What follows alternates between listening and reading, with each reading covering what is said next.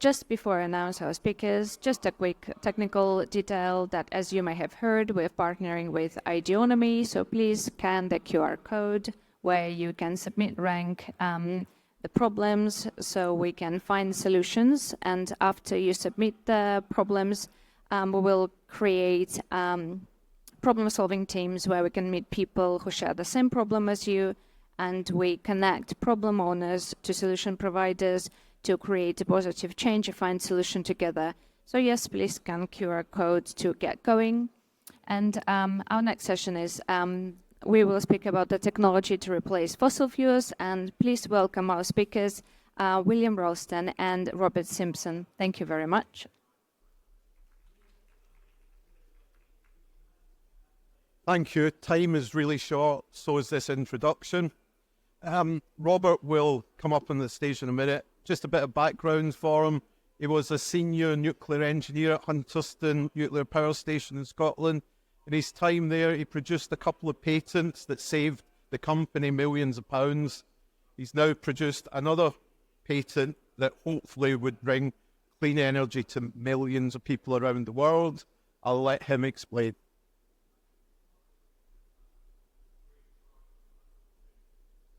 Thank you, Billy. Thermodynamics is the technology to eradicate fossil fuels, the need for fossil fuels. There's three categories: electricity, fuel for transport, and fuel for heating. We've got technology to replace the present fossil fuels and the CO2 emissions thereby.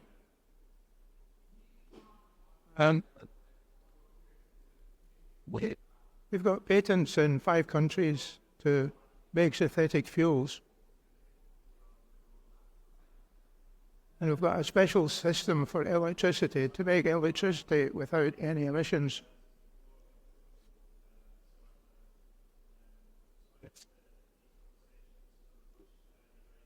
Can't see it, but here we are. So we have a 2-stage reaction vessel as part of the patent.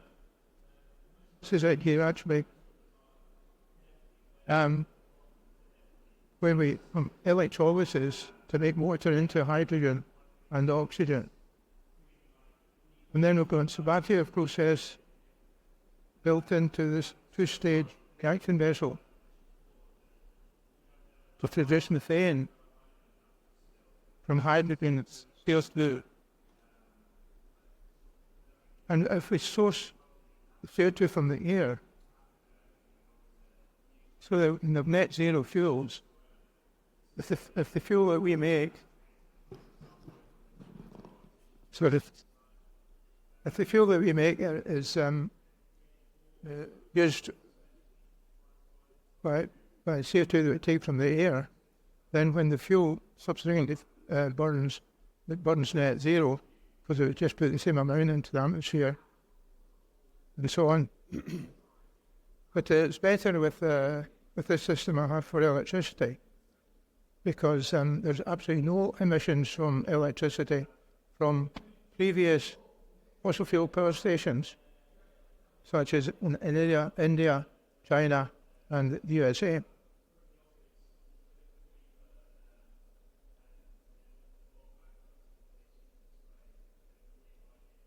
So to source CO2 from the air for net zero fuels, we can either directly take it from the air by a cooling process, freezing process, and produce dry ice, or we can take it from, say, brewing. The product gases, methane and oxygen, and then we can also have hydrocarbon derivatives to make things like aviation fuel, gasoline, and plastics, and so on, all according to derivatives made by the 2-stage reaction vessel I mentioned earlier. So we have this patent. Anybody that wants to actually see the patent can take a wee photograph of the number there, and then Google that number, you'll get the patent printed out, which is granted by the USA.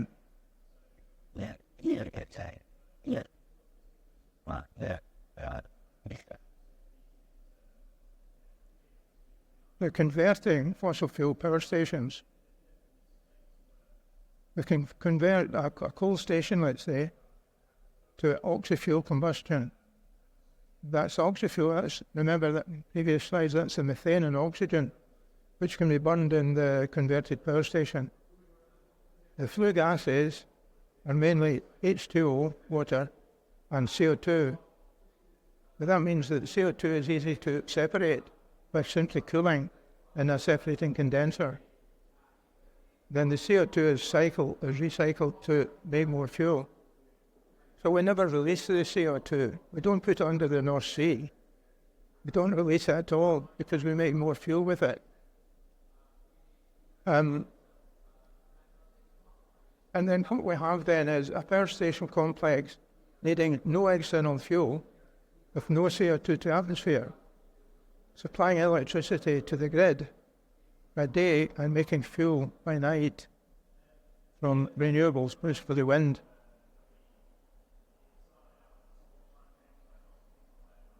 Cyclical synthesis and combustion.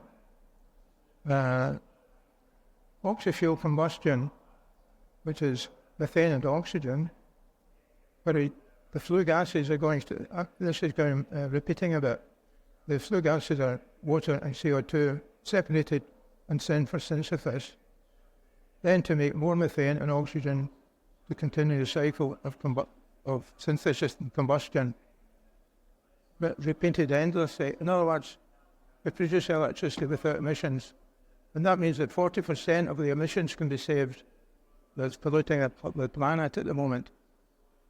Then there's the slide on a bit.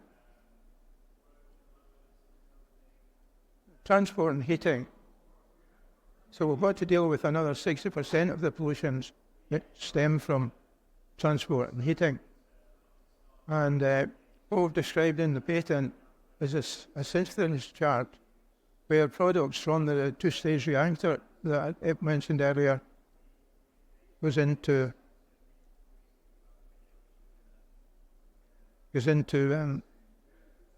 transport and heating. You actually have to see the derivatives poster to see how you can make gasoline, aviation fuel, and so on from the derivatives from the initial process. So you can make hydrocarbon fuels and chemicals like methanol, petroleum, aviation fuels. For heating, and remember we've made these fuels from CO2 that's taken out of the atmosphere to make them. So they're going to be net zero and used in your aircraft. No longer do you need to have a carbon footprint to bother about if all the fuels were synthetic, which we're suggesting.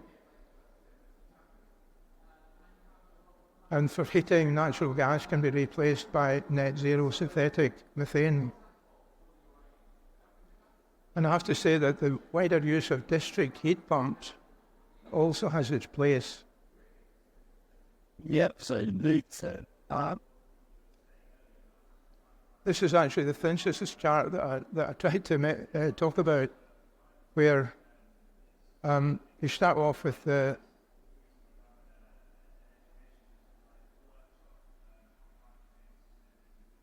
CO2 and the methane, and you can make all sorts of derivative fuels. I'll nip across this and point to the one for gasoline and aviation spirit using the Fischer-Tropsch process.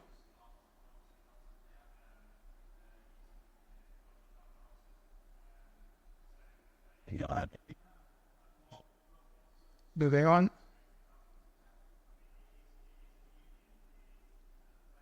So the impact of this is limited by how my company is financed, and our whole appearance at this event was to try and solicit support for it.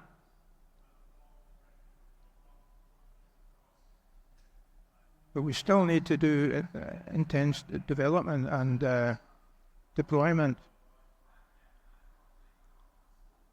for the technology to reduce CO2 to safe levels, given universal adoption. So here we are with funding. Equity finance is sought. And our preferred method of being funded is a 200 million share offer to the signatories of the 2015 Paris Agreement. Now, these 97 countries asked to buy shares in the company in proportion to their emissions in 2015. And